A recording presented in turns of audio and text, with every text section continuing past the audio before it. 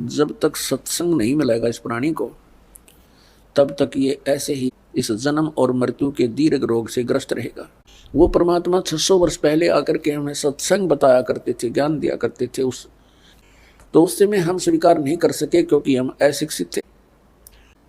अपना पिता अपने बच्चों का अहित नहीं कर सकता, चाहे उसको वो कुछ भी कितना दुखी कर ले। इसलिए उस परमेश्वर ने किसी को दुराशीष नहीं दिया, कोई श्राप नहीं दिया, क्योंकि वो समर्थ थे। उनको मालूम है कि ये मेरे ही बच्चे काल की भांग पी के मेरे शत्रु बन गए।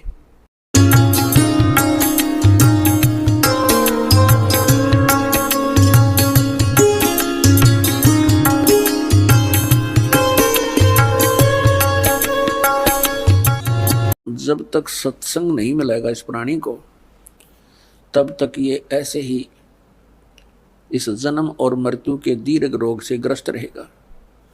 और सत्संग केवल परमात्मा ही बता सकते हैं। वो परमात्मा 600 वर्ष पहले आकर के हमें सत्संग बताया करते थे, ज्ञान दिया करते थे, उस अपनी अमृत वाणी से, सच्चिदानंद घन ब्रह्मांड की वाणी से। तो उस समय हम स्वीकार नहीं कर सके क्योंकि हम अशिक्षित थे। और जो एक ब्राह्मण वर्ग शिक्षा का अधिकारी था, उनकी बुद्धि वहां तक पहुंच नहीं पाई, क्योंकि वो काल भगवान से प्रेरित रहे और परमात्मा का विरोध करवा दिया, ये कहकर कि कबीर अशिक्षित है, ये संस्कृत भाषा नहीं जानता है, ये ऊट पटांग बोल रहा है, ये झूठ बोल रहा है। परमात्मा कहा करते थे, गुण तीनों की भक्ति में ये भूल पड़ो संसार, कहें कबीर निज नाम बिना कैसे उतरो पार। तीन देव की जो करते भक्ति, उनकी कदे ना होवे मुक्ति। आज से लगभग 600 वर्ष पहले ये शब्द बोलना कि तीन देवता ब्रह्मा विष्णु महेश जी की जो भक्ति करते हैं उनका कभी मोक्ष नहीं हो सकता। पुण्यात्माओं, 600 वर्ष पहले ये बात कहना अपनी मौत को आमंत्रण देना होता था, अपनी मौत को निमंत्रण था। लेकिन वो तो अविनाशी थे, वो तो परमात्मा थे,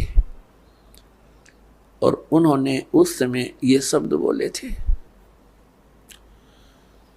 और ऐसा घोर विरोध किया था उस मालिक की। उन लीलाओं को जो पढ़ते हैं आंखों से आंसू नहीं सूखते, ऐसे जुल्म गुजारे थे उस परम पिता के ऊपर, हमारे भगवान अपने पिता के ऊपर। अब जो विरोध कर रहे थे वो भी उसी के बच्चे, ब्राह्मण काजी मुल्ला, उसी परमात्मा के बच्चे हैं। उस परमेश्वर ने किसी को भी दुराशीष नहीं दी, नहीं तो वो समर्थ शक्ति एक पल में, अगर इन दूसरों वो हमारे पिता ना होते तो उनको बहुत कुछ दंड दे देते, ऐसा दे देते पूछो मत। जैसे एक बार गोरखनाथ जी के साथ मजाक कर दिया किसी ने, और उसने इतना गुस्सा उठा, वह मंडली थी उसके साथ 400-500 की, उसने एक शब्द उच्चारण कर दिया कि खड़े हैं वो तो पत्थर बन जाएंगे और बैठे हैं वो सिद्ध। खड़े ज्यादा थे, बैठे थोड़े, तो खड़े जितने खड़े थे वो सब पत्थर की मूर्तियां बन गई। तो ये तो समर्थ हैं, कुछ भी कर सकते थे, लेकिन अपना पिता अपने बच्चों का अहित नहीं कर सकता, चाहे उसको वो कुछ भी कितना दुखी कर ले। इसलिए उस परमेश्वर ने किसी को दुराशीष नहीं दिया, कोई श्राप नहीं दिया, क्योंकि वो समर्थ थे। उनको मालूम है कि ये मेरे ही बच्चे काल की भांग पी के मेरे शत्रु बन गए। उस समय अपनी समर्थता का प्रमाण दिया। इसी सत्य कहने के कारण उस परमात्मा को जेरे कुएं में डाल दिया। एक बहुत पहले 200 फुट नीचे गहरा जल होता था कुओं में, और जेरा कुआं वो होता था जो नीचे से उसका पानी खत्म हो जाता था और काफी गहरा हो जाता था। उसमें डाल दिया, ऊपर से झाड़, बोझड़े, कांटेदार छड़े, कंकर, पत्थर, रेत से भर दिया। एक शेख तकी नाम के एक जलील व्यक्ति ने, वो मुसलमान था, मुसलमान राजा, दिल्ली का बादशाह सिकंदर लोधी था, और शेख तकी उसका धार्मिक पीर था, सिकंदर लोधी राजा का।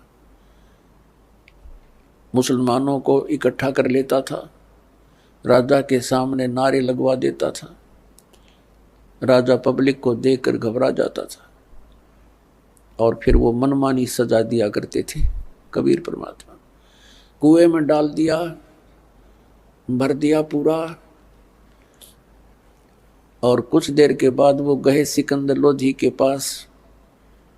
परमात्मा कबीर देव जी राजा के पास उनके महल में एक कमरे में विराजमान मिले, क्योंकि वो समर्थ थे, वो पूर्ण ब्रह्म हैं, वो समर्थ हैं, लेकिन उनकी लीलाओं को देखा जाता है, पढ़ते हैं तब रोंगटे खड़े हो जाते हैं। हमारे पिता हमारे हित के लिए आए थे, हम उनके शत्रु बन गए।